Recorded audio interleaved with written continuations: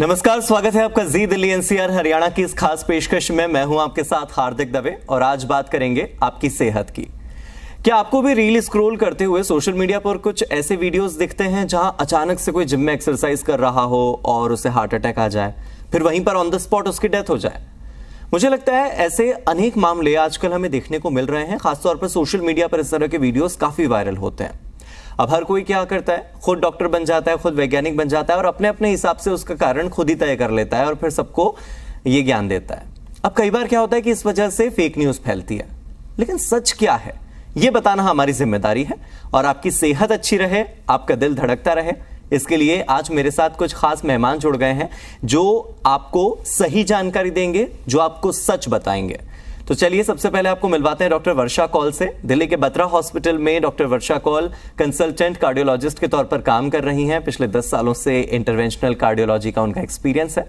इसी के साथ मेरे जो दूसरे मेहमान हैं वो हैं डॉक्टर नरेश कुमार गोयल। आप शालीमार बाग के फोर्टिस हॉस्पिटल में हृदय रोग विभाग के हेड भी हैं और साथ ही डायरेक्टर भी हैं। सर, स्वागत है आपका। साथ ही स्वागत करते हैं डॉक्टर विनोद शर्मा का भी, ईस्ट ऑफ कैलाश के नेशनल हार्ट इंस्टीट्यूट के डेप्यूटी सीईओ और इसी के साथ ही हेड ऑफ कार्डियोलॉजी सर्विसेज के पद पर आप कार्यरत हैं। सर, स्वागत है। और आपकी जिज्ञासाओं का समाधान करने के लिए मेरे साथ डॉक्टर राहुल मेहरोत्रा भी जुड़ गए हैं। डॉक्टर राहुल, स्वागत है आपका। आप गुरुग्राम के आर्टेमिस हॉस्पिटल में clinical and non invasive cardiology के चीफ के तौर पर काम कर रहे हैं।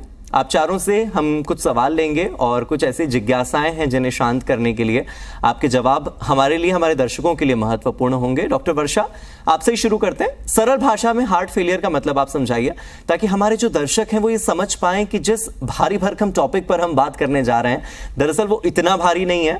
ये प्रॉब्लम आपके और हमारे घरों में हर दूसरे तीसरे व्यक्ति को हो सकती है, इसीलिए इसका मतलब समझना बहुत जरूरी है। साथ ही आप ये भी बताइएगा कि दिल की धड़कन रुकने का आखिर क्या कारण हो सकता है, क्या कारण है हार्ट फेलियर का?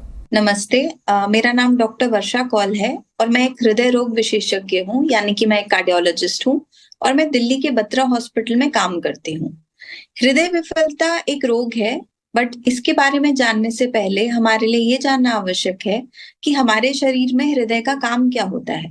हृदय हमारे शरीर में एक बहुत ही जरूरी अंग है जो एक पंप की तरह काम करता है और शरीर में जो खून होता है यानी कि ब्लड होता है, रक्त को पूरे शरीर में पहुंचाता है, रक्त संचार करता है।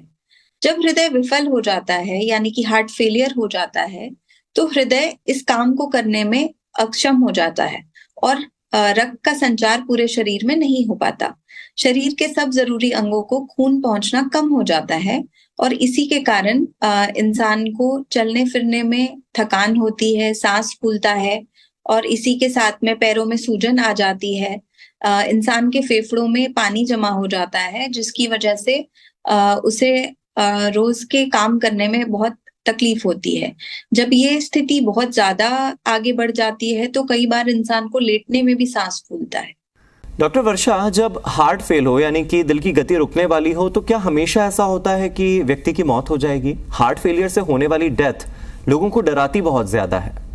हार्ट फेलियर होने से हृदय का कार्य एकदम तो बंद नहीं हो जाता, बट जितना काम हमारा हृदय नॉर्मली कर पाता है वो नहीं कर पाता और धीरे धीरे करके अगर ये स्थिति ऐसे ही चलती रहे और हम इसका इलाज ना करें तो फिर हृदय रुक भी सकता है।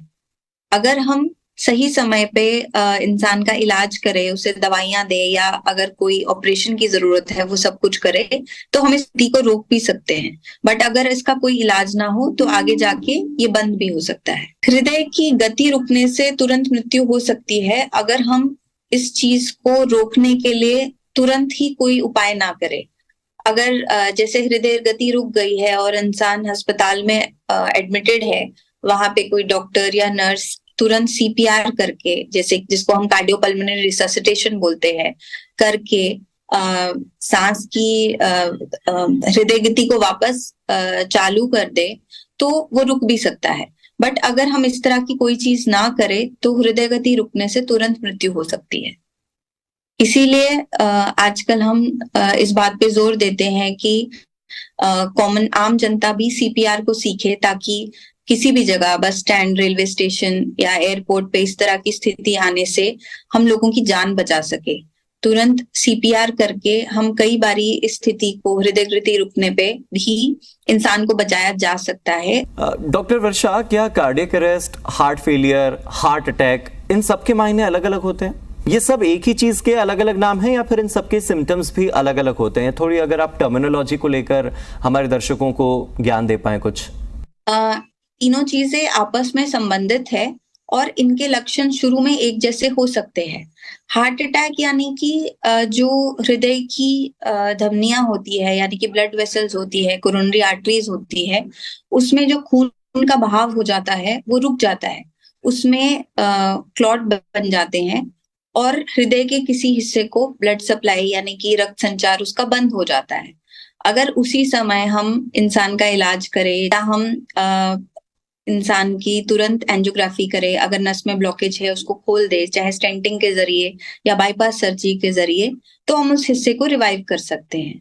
इसी को हम हार्ट अटैक कहते हैं। और ज्यादातर जब हार्ट अटैक होता है तो इंसान को सीने में दर्द होती है, उसकी सांस फूल सकती है, पसीने आते हैं या धड़कन तेज हो सकती है, इंसान को घबराहट होती है।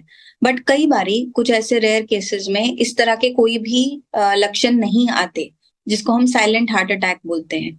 और उस समय अगर हम जैसे सीने में दर्द होती है और तुरंत हम इंसान को हॉस्पिटल ले जाएं और उसका इलाज करें, तो इस चीज को रोका जा सकता है।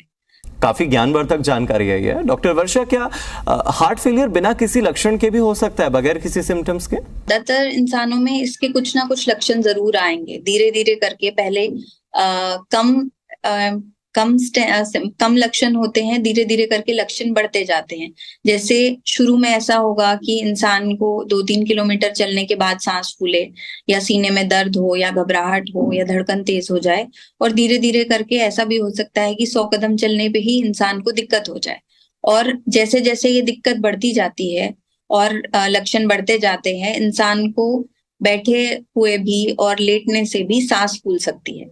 उस समय इंसान को तुरंत हॉस्पिटलाइज करके उसका इलाज करना आवश्यक है, वरना तो हृदय गति रुक भी सकती है। ठीक है वर्षा जी, चलिए अब डॉक्टर नरेश कुमार गोयल से बात कर लेते हैं। डॉक्टर नरेश, क्या शरीर में या आपके एनवायरमेंट में कुछ ऐसा होता है, क्या कोई ऐसी कंडीशन होती है जिससे ये कहा जा सकता हो कि इस व्यक्ति को तो हार्ट फेलियर होने के चांसेस सबसे ज्यादा हैं? क्या ऐसा कोई ट्रिगर पॉइंट है? ये बहुत ही बढ़िया प्रश्न पूछा है आपने। हार्ट फेलियर के मुख्यतः अगर सिम्टम कहें तो सबसे कॉमन सिम्टम तो सांस फूलना होता है, ब्रीदिंग डिफिकल्टी। और ये शुरुआत में होता है कि जब व्यक्ति चल रहा होता है या दौड़ रहा होता है या सीढ़ियां चढ़ता है, तब उसको महसूस होने लगता है कि मेरा नॉर्मल के मुकाबले ज्यादा सांस फूल रहा है। जैसे जैसे बीमारी बढ़ती है फिर उसको नॉर्मल चलने पे सांस फूलने लगता है, फिर बैठे बैठे सांस फूलने लगता है, और लास्ट की स्टेज में लगभग ये आता है कि आधी रात को नींद खुल जाती है कि उसका व्यक्ति का सांस फूलने के अतिरिक्त पैरों में सूजन आना और धीरे धीरे सूजन का बढ़ते जाना, ये भी एक काफी कॉमन सिम्टम है। कुछ लोगों को छाती में भारीपन के भी सिम्टम होते हैं, चक्कर आ सकते हैं, बेहोशी आ सकती है, शरीर में कमजोरी बनी रहती है, जल्दी थकान हो जाती है, ये एक कॉमन सिम्टम रहते हैं। लेकिन कई बार हार्ट फेलियर के सिम्टम सडन कार्डियक अरेस्ट भी हो सकता है, जिसमें कि पहला और अंतिम सिम्टम ये होता है कि सडनली पेशेंट का हार्ट रुक जाता है। तो हार्ट फेलियर इसलिए बड़ी चिंताजनक बीमारी है, जिसका बहुत ध्यान से इलाज भी कर, जानकारी भी चाहिए और इलाज भी करना जरूरी होता है। नरेश जी, आपको तो कार्डियोलॉजिस्ट के तौर पर काम करते हुए 20 साल हो गए हैं, आपका पूरा बायो जब पढ़ रहा था, तो आप ये बताइए कि हार्ट फेलियर हो जाए तब क्या करें, किस तरह के ट्रीटमेंट की सलाह आप देते हैं? इतने सालों का एक्सपीरियंस क्या कहता है आपका? हार्ट फेलियर का सबसे पहले तो जरूरी है कि उसका डायग्नोसिस करना, कि उसको डायग्नोस कैसे करेंगे। तो उसके लिए क्लिनिकल इवेल्युएशन, रूटीन कुछ जांचें होती हैं, ईसीजी, इको, खून की जांच, एक्सरे। बहुत बार हम कॉमनली इसको कंफ्यूज कर जाते हैं, जैसे कि अस्थमा है, व्यक्ति सांस फूल रहा होता है, उसको लगता है कि मेरे को अस्थमा की बीमारी है। लेकिन बहुत बार मैंने देखा है कि जब मैं उनकी जांच करता हूं तो पता पड़ता है कि ये बेसिकली लंग्स की प्रॉब्लम नहीं, हार्ट के कारण से, इसको हम कार्डियक अस्थमा बोलते हैं। तो सबसे पहले तो ज्यादा जरूरी है कि उस व्यक्ति की जांच करके ये डायग्नोस किया जाए कि हाँ, he is the case of heart failure. फिर इलाज में जो कॉमन बातें हैं जो व्यक्ति को ध्यान देनी चाहिए, उसमें सबसे प्रमुख आ जाती हैं कि उनको अपने खान पान पे ध्यान देना चाहिए। एक बहुत कॉमन प्रश्न चलता है कि हार्ट की बीमारी है तो कोलेस्ट्रॉल कम लेना चाहिए, फैट्स कम लेना चाहिए। लेकिन यहाँ पे मैं कहना चाहूंगा कि हार्ट फेलियर के केस के अंदर अपने को पानी और नमक का ज्यादा परहेज करने की आवश्यकता होती है। फैट तो रखना ही है, बिकॉज वजन बढ़ जाएगा तो हार्ट पे लोड बढ़ेगा, दिक्कत होगी। लेकिन पानी और नमक बहुत ज्यादा इंपॉर्टेंट हो जाते हैं ऐसे केसेस में। आज के वक्त में बहुत सारी ऐसी दवाइयां हैं जो हार्ट फेलियर को पोस्टपोन करती हैं, हार्ट फेलियर के प्रोग्नोसिस को अच्छा करती हैं, हार्ट फेलियर के केसेस में सिम्टम्स कम करती हैं, जिनको हम 4 फाउंडेशन पिलर्स कहते हैं। आप अपने डॉक्टर की सहायता से, नजदीकी डॉक्टर से मिलकर हार्ट फेलियर की थेरेपी स्टार्ट कर सकते हैं। खान पान में पानी और नमक का परहेज करना है। लेकिन अगर दवाइयों से काम नहीं आता, आज के वक्त ऐसे इंटरवेंशंस हैं जिनको हम परक्यूटेनियस इंटरवेंशंस बोलते हैं, जिसमें कैथ लैब के अंदर ले जाकर के उनकी एंजियोग्राफी करी जाती है। अगर हार्ट के अंदर ब्लॉकेज हो तो उसको खोली जाती है, वाल्व के अंदर ब्लॉकेज हो तो उसको भी खोली जाती है। इस प्रकार के पेशेंट्स में हार्ट फेलियर को आप ठीक कर सकते हैं। ऐसी डिवाइसेस हैं, पेसमेकर्स हैं, जो हार्ट को मजबूत करती हैं, हार्ट के अंदर रिसिंक्रोनाइजेशन करती हैं। जैसे हार्ट फेलियर के अंदर डिसिंक्रोनी हो जाती है, हार्ट के सभी तंतु, सभी ऊतक अपने आप में मिलजुल करके काम नहीं करते, जिसको हम डिसिंक्रोनी बोलते हैं। अगर इसमें अंदर पेसमेकर लगती है जो उसको सिंक्रोनी प्रदान करती है, तो सिंक्रोनी से पेशेंट को सिम्प्टोमेटिक काफी आराम मिल सकता है। जैसे मैंने बताया कि ऐसे पेशेंट्स में सडन कार्डियक अरेस्ट का बहुत ज्यादा रिस्क रहता है, जो हार्ट फेलियर के पेशेंट होते हैं जिनका हार्ट का फंक्शन कम होता है। तो सडन कार्डियक अरेस्ट को रोकने के लिए, सडन कार्डियक अरेस्ट को प्रिवेंट करने के लिए कुछ दवाइयां हैं। लेकिन फिर भी अगर सडन कार्डियक अरेस्ट हो जाए तो ऐसे में तुरंत बिजली के शॉक देने की आवश्यकता होती है। तो इस प्रकार के मरीजों में ऐसी डिवाइसेस इम्प्लांट करी जाती हैं जो तुरंत करंट प्रदान करके हार्ट को दोबारा जीवित करने की कोशिश करती। अगर इनसे भी काम ना पड़े तो सर्जिकल इंटरवेंशन किए जाते हैं। सर्जिकल इंटरवेंशन में आज के वक्त में तो बहुत ज्यादा इसमें तरक्की कर ली है। आर्टिफिशियल हार्ट, जिसको हम लेफ्ट वेंट्रिकुलर असिस्ट डिवाइस कहते हैं, लगभग आर्टिफिशियल हार्ट का काम करता है, जो हार्ट के फंक्शंस को ऑलमोस्ट लाइक रिप्लेस कर देता है और व्यक्ति को बहुत हद तक सिम्प्टोमेटिक रिलीफ दे देता है। और अगर इन सबसे काम नहीं बनती है तो हार्ट ट्रांसप्लांट आज के वक्त में, आज हिंदुस्तान में भी पॉसिबल हो गया है कि हम पेशेंट का हार्ट ट्रांसप्लांट कर सकते हैं, जिससे हार्ट फेलियर को ठीक किया जा सकता है। तो नरेश जी, क्या ढलती हुई उम्र के साथ हार्ट फेलियर के चांसेस बढ़ना सामान्य बात है? हम कहते हैं ना कि बुढ़ापा कई बीमारियां लाता है, तो क्या हार्ट फेलियर भी उनमें से एक है?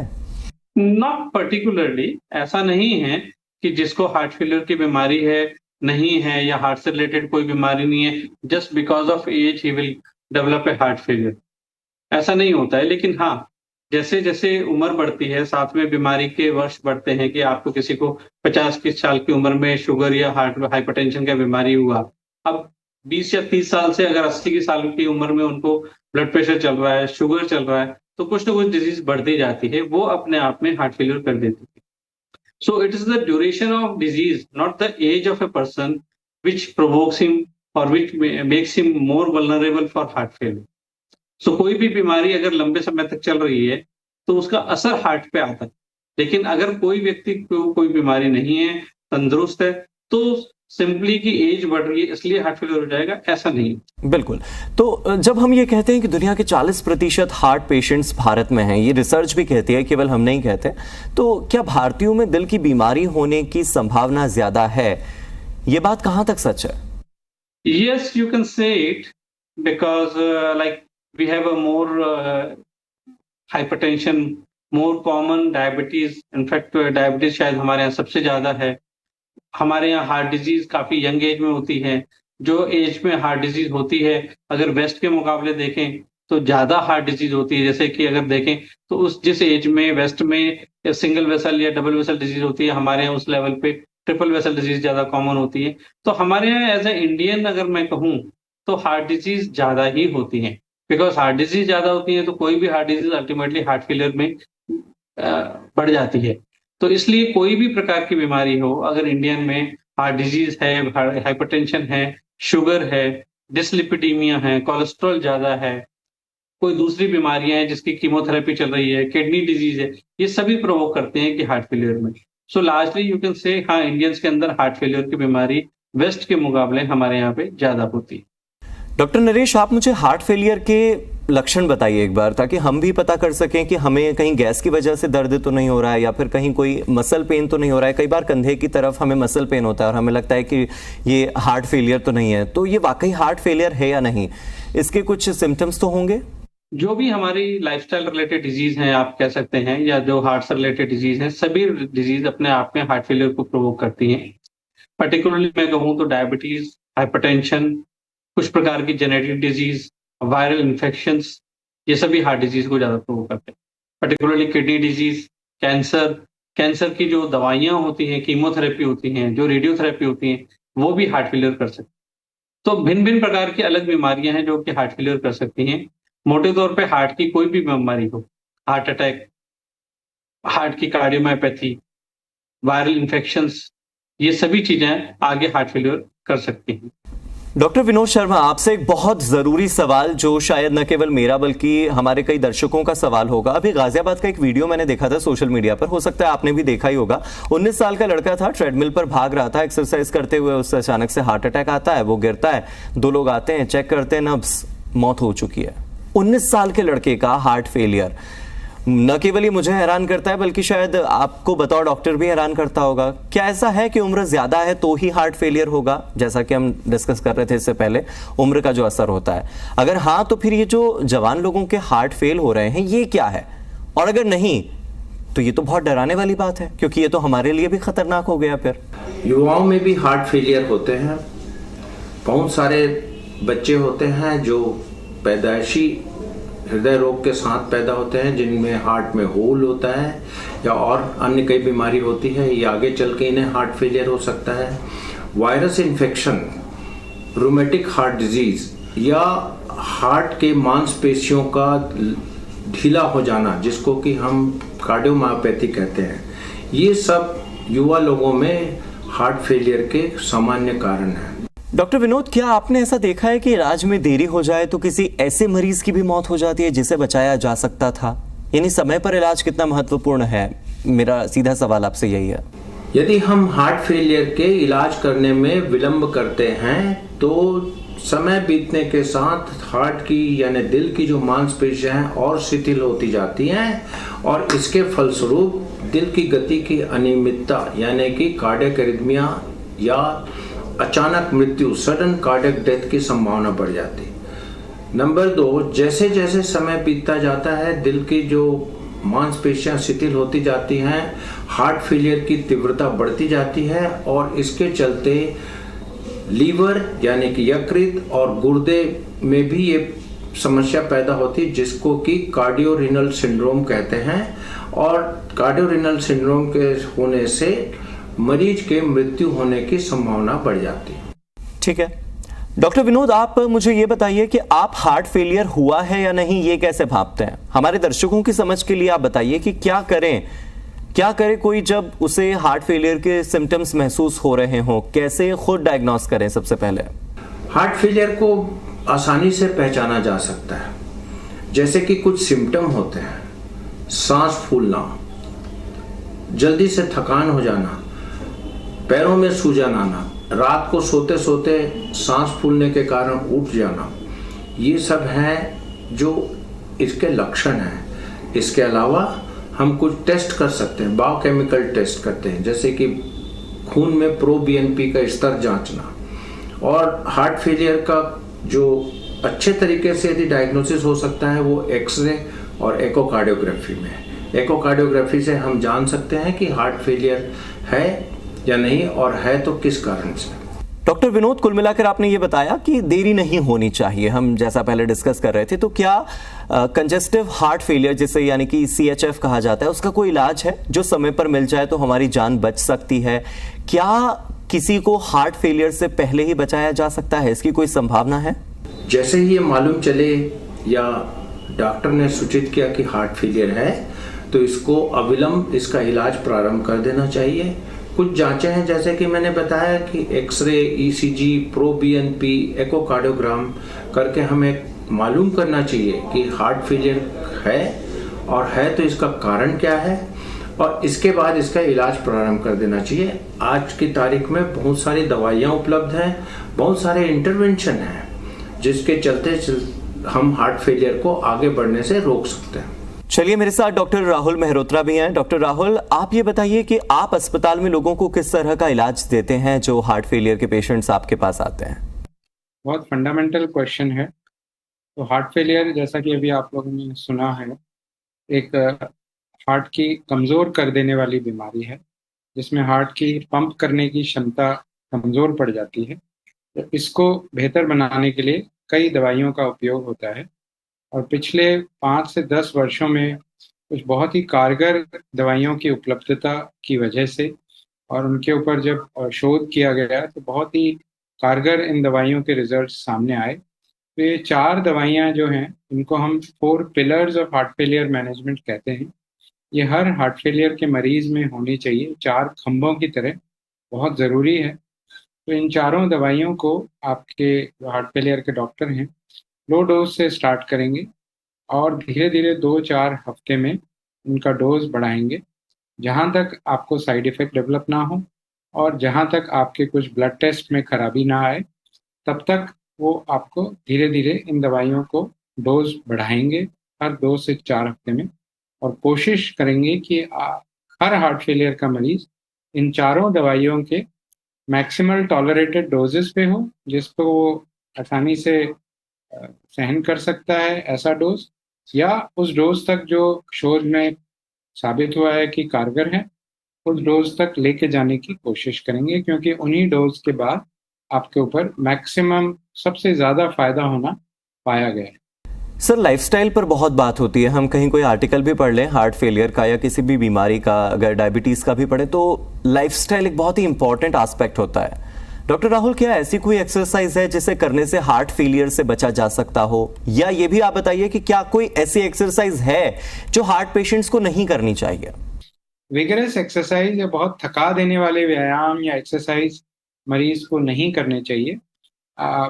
प्राणायाम, आजकल काफ़ी मरीज हमसे पूछते हैं कि वो अनुलोम विलोम या दूसरे तरह के प्राणायाम करना चाहते हैं, और यदि उनके हृदय की कंडीशन स्टेबल है या heart failure is under control, अभी तुरंत अटैक नहीं हुआ है या तुरंत हॉस्पिटल से भर्ती होकर नहीं निकल रहे हैं, तो उस स्थिति में अगर वो कर सकते हैं तो अनुलोम विलोम और कपालभाति जैसे pranayama are advised, can be done. इसमें कोई नुकसान नहीं है, बट विद इन लिमिट्स 5 से 10 बार या 5 मिनट आराम से अगर किया जाए तो इसमें कुछ नुकसान नहीं।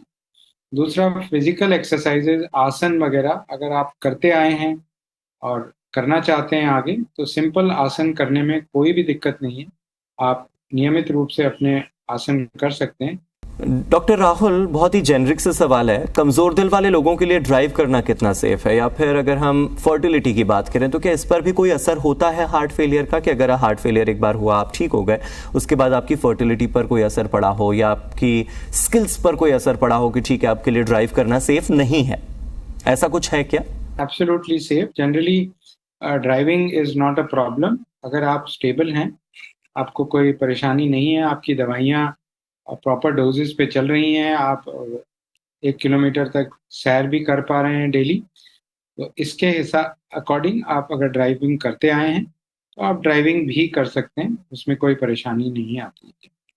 जिन पेशेंट्स का हार्ट फेलियर की वजह से पेसमेकर भी लगा हुआ है छाती के ऊपर, तो जनरली हम सलाह देते हैं कि आप अपना सीट बेल्ट जो है वो इस तरीके से लगाइए कि वो आपके पेसमेकर को दबाए ना, पेसमेकर को डैमेज करने का रिस्क ना रहे, बेल्ट उसके ऊपर टाइट प्रेशर से ना प्रेस करे। इसके अलावा आप ड्राइविंग करने में कोई परेशानी नहीं, आप कर सकते हैं। अगेन, अपने चिकित्सक से ज़रूर सलाह लीजिए, क्योंकि हर हार्ट फेलियर का मरीज एक समान नहीं होता, जैसा मैंने पहले बताया। तो अगर आप स्टेबल कंडीशन में हैं और आपके चिकित्सक आपको अलाउ करते हैं तो डेफिनेटली आप ड्राइविंग कर सकते हैं। वैसे तो आप चारों से बात करने के बाद अब हार्ट अटैक के बारे में इतना कुछ समझ आ गया है कि मुझे लगता है मेरे ही नहीं, हमारे दर्शकों के भी बहुत सारे ऐसे भ्रम हैं जो दूर हो गए होंगे। लेकिन ठीक है, आखिरी सवाल डॉक्टर राहुल, क्या इमरजेंसी सिचुएशन में कोई ऑपरेशन, कोई सर्जरी भी होती है जो आप अपनाते हैं? ऑपरेशन कब करवाना सही होगा, अगर हमारे दर्शकों के लिहाज से मैं पूछूं तो? बहुत प्रैक्टिकल सवाल है। So directly heart failure does not affect fertility, but it also is depending on your condition of heart failure.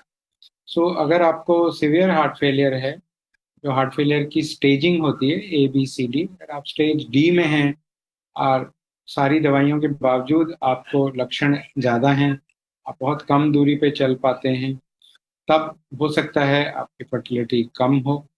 But अगर आप स्टेबल हैं, आपका पंपिंग बॉर्डर लाइन है, बहुत कम नहीं है, सारी दवाइयाँ आपके ऊपर फुल डोज पे चल रही हैं, आप अच्छे से वॉक कर पाते हैं, अपना जीवन शैली दिनचर्या नॉर्मल तरीके से बिता पा रहे हैं, तब फर्टिलिटी पे आपकी स्थिति में कोई फर्क नहीं पड़ेगा, ना ही इन दवाइयों का कोई डायरेक्ट इफेक्ट है फर्टिलिटी पे as far as males are concern.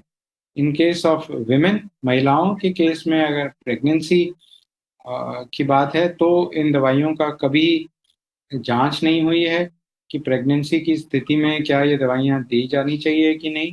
तो इसलिए generally heart failure, severe heart failure in particular अगर महिलाओं में है तो pregnancy is avoided in those situation. ठीक है डॉक्टर राहुल, डॉक्टर वर्षा मेरे साथ जुड़ी हुई थी, डॉक्टर विनोद थे, डॉक्टर नरेश, आप चारों ने ही हमारे दर्शकों को जो ज्ञानवर्धक बातें बताई हैं, काफी एजुकेट किया है वाकई आप लोगों ने, और हमारे जो दर्शक हैं उनकी भ्रांतियां दूर हुई होंगी, उनकी जिज्ञासा शांत हुई होगी, और मुझे बहुत कुछ जानने को मिला। इसके लिए आपका बहुत बहुत शुक्रिया, बहुत बहुत धन्यवाद। आज की पेशकश में फिलहाल इतना ही।